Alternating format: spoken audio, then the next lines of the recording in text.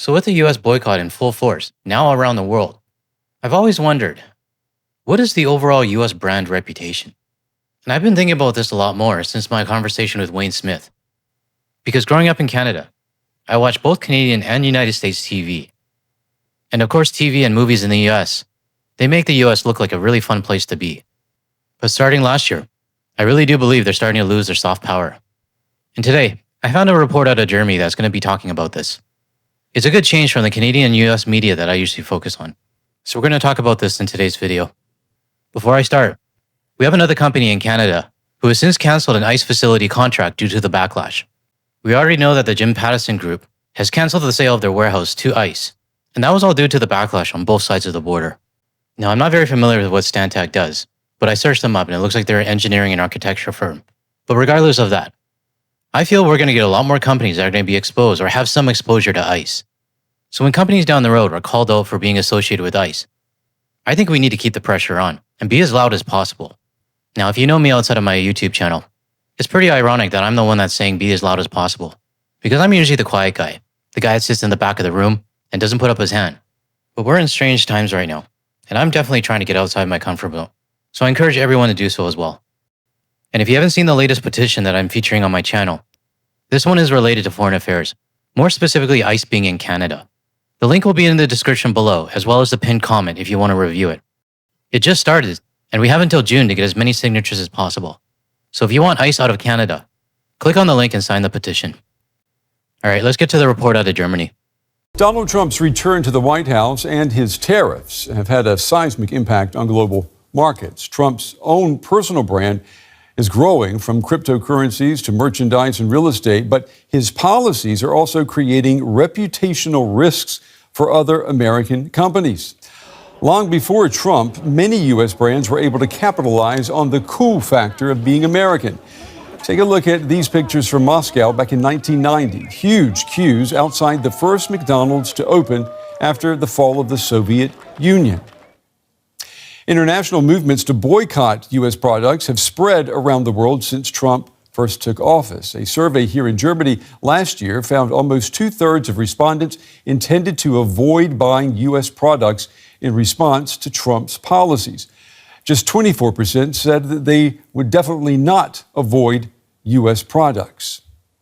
But that's not necessarily showing up in spending habits. This survey shows only a slight drop in U.S. brand spending in May of last year compared to the year before. Yeah, but May 2025 is a long time ago. It might not seem that long ago, but in the Orange McNugget days, 1 week feels like 1 month. So I'd like to see the details now in January 2026. Well, for more on this, now I want to go to the senior fellow at the Atlantic Council, Elizabeth Brawl. She has written about the impact of Donald Trump's presidency on U.S. products for the Financial Times. Elizabeth, it's good to have you back on the program. What price, if any, are American brands paying for Donald Trump's policies? What we can see is figures like the ones you just showed, that consumers around the world, in Europe, but in other countries as well, most especially in Canada, are saying we are not interested in buying U.S. products anymore. And more specifically, we don't want to buy U.S. products anymore. That is a terrible reputational price to pay for U.S. companies who have for so long benefited from exactly the fact that they are American and the sort of coolness factors that comes with being an American brand. Now, I'm not afraid to admit it. I've always said that I've had my head in the sand up until last year. Early last year.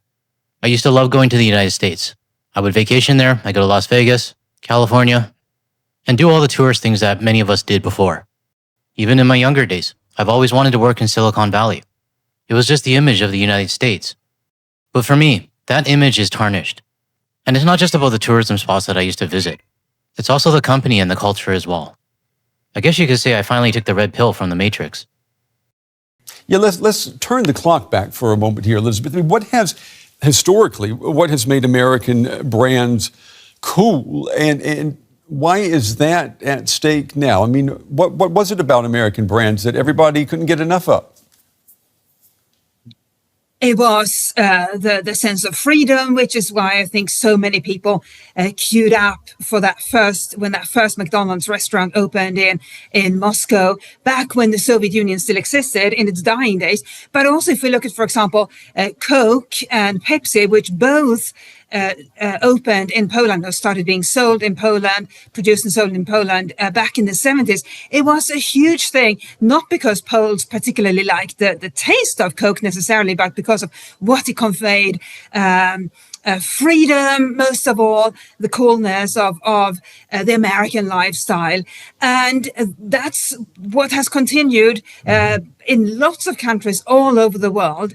And that's why this is such a really a remarkable development, that consumers around the world are saying, no, we may still like Coke, for example, but we just don't want to support brands from the United States. Now, if you're Canadian listening to this is not new to us. I mean, we've been starting to boycott, I think, February of last year or something like that? But keep in mind the target audience for this and where this is coming from. This is a news outlet from Germany, which tells me that Europe is now getting fully on board.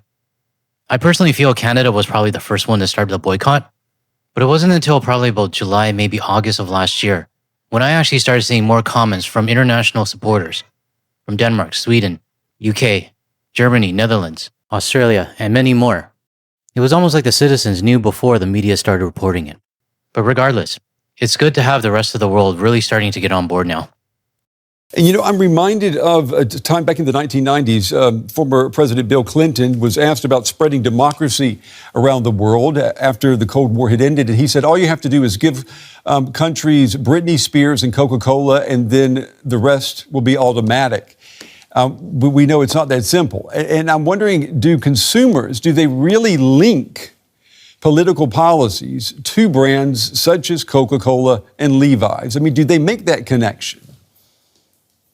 They do, but the challenge is that as a result of globalization, it's hard for consumers to know which brands are owned by US companies. So, for example, a local brand in Germany may have been acquired by a US conglomerate. That's what has been taking place for 3 decades. So, but consumers are so incredibly clever. Now there are apps, including a new Danish app called Without USA, or Non-USA in English, that helps you. These apps help you to discern whether the brand you're thinking of buying is ultimately owned by a US company. This is how invested many consumers are. And this is why that matters so much. It's not really ultimately about whether they buy the product or not. It's the sense that is spreading around the world that buying American is no longer interesting or attractive.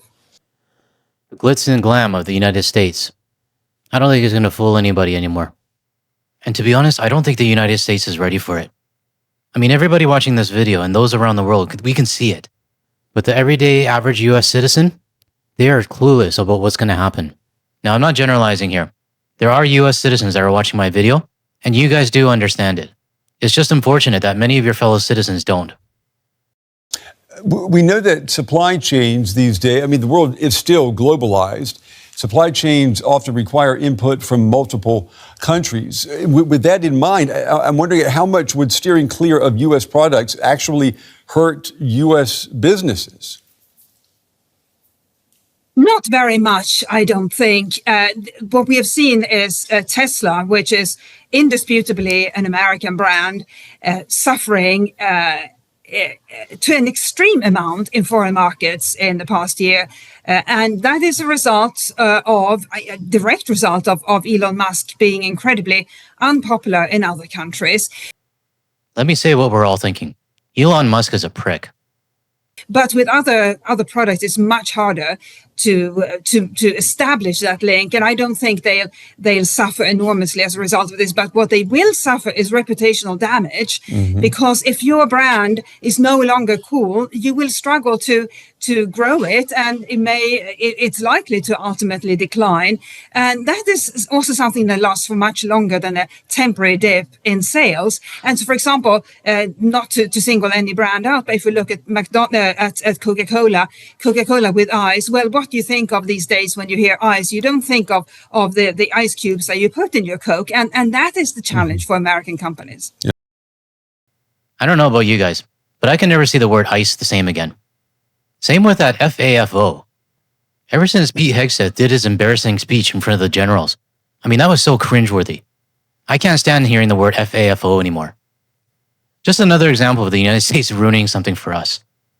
That's a very good point. I know that the past few times that I've flown to the United States, the flights have not been booked out completely.